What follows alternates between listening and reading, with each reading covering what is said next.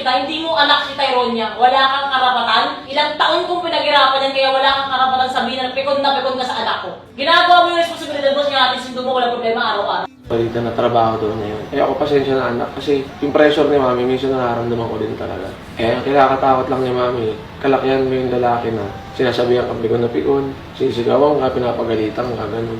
Gusto ko mangingin ng pasensya sa iyo, anak. Ang sabi kasi sa akin ni mami, makikipag-usap lang doon sa akin pag okay tayo. Nakadepende sa iyo si mami kung magiging okay pa ba kami. Ako anak, gusto ko lang mangingin ng pasensya sa iyo. Sa lahat. Siyempre anak, nasa gitna ako eh. Minsan nahihirapan din ako. Pero hindi yung dahilan para sumuko ako. Sinasabi ko naman sa inyo, hindi ko kayo iiwan. Hindi naman ako susuko. Minsan nakaramdam lang din ako ng pagod. Pero yun nga anak, pasensya na. Tayo mo tatandaan, mahal na mahal kita. Kaya ako nagagalit pag di ka sumasagot. Siyempre, natatakot ako na may masamang mangyari sa'yo. Kasi anak, sa akin lahat ng sisi.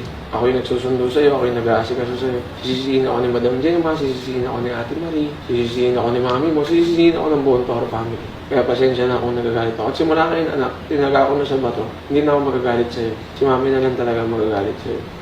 Kasi ang sabi niya anak, ang pinaka nagpapakapit sa relasyon namin anak, ikaw talaga. Sinabi rin sa akin ni Mami na hindi naman kita anak. Kahit anong sabihin ko, wala akong karapatan na disiplinahin ka. Alright. So, ni-real talk nitong si Mami Tony, si Tito Vince. Hindi daw niya anak si Tyronia, kaya wala siyang karapatan na sabihan ito na pikon na si Tito Vince sa batang si Tyronia. Alam mo, Tony, no, i-real talk din kita.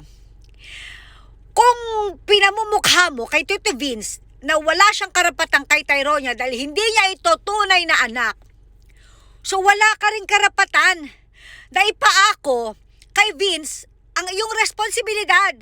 Magsundo ka sa school, maghatid ka, mag-update ka kung anong nangyayari sa anak mo. Diba? Bakit si Tito Vince? Wala naman pala siyang karapatan kay Tyronia. So, wag mo rin siyang utusan. Wag mo siyang bigyan ng responsibilidad sa anak mo kung yan ang sasabihin mo. My gosh! Wala kang utang na loob.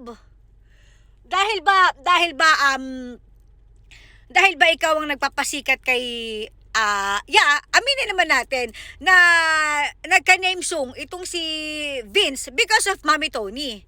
And because of that, ganyan mo ipamumukha sa kanya. Na ganun na nga, hindi sila makapalag sa'yo. Dahil nga, umangas sila because of you.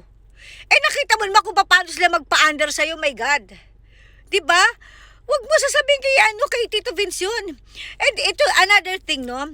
Si Tito Vince, my God, na para naman napakalaki ng kasalanan niya kay Tyronia na kailangan talaga siya magpakumbaba. No? Kailangan niya talaga magpakumbaba. My God. Ganun mo ina-under si Tito Vince? Porque ikaw yung dahilan ng pag-angat niya?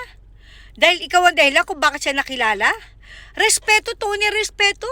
Dapat marunong ng rumispeto sa partner mo, my God. Ang baba ng tingin mo kay Tito Vince, nahamunin mo pa siya, nahihiwalayan mo siya. Porque alam mong patay na patay yung tao sa'yo. Ganyan ka sa kanya, my gosh. At ito namang si Tyronia may gulay para bibigyan nyo ng malaking responsibilidad na sa kanya nakasalalay ang pagbabalikan nyo o paghihiwalay nyo ni Vince. Hindi ba kayo naawa sa bata? Nakaka-stress, toxic, yung ginagawa niyo sa bata. Can you imagine? Sa kanya nakasalalay kung magkakaayos kayo o magkakahiwalay kayo ni Vince. Napakabata pa ni Tyronia para bigyan mo ng ganyang responsibilidad. At saka ano namang masama sa sinabi ni Tito Vince na nakakapikon si Tyronia because tama naman si Tito Vince kung ano't ano man ang mangyari sa batang yan, siyang sisisihin. Dahil sa kanya yung pinako yung responsibilidad sa paghatid at pagsundo sa bata. Natural kung may mangyari sa kanya dahil nga hindi sumasagot, sino sisisihin yung lahat? Eh di ba si Tito Vince? May gulay. Isip-isip din, Tony. Lahat ng utang mo na sa dede mo tsaka na sa puwet mo.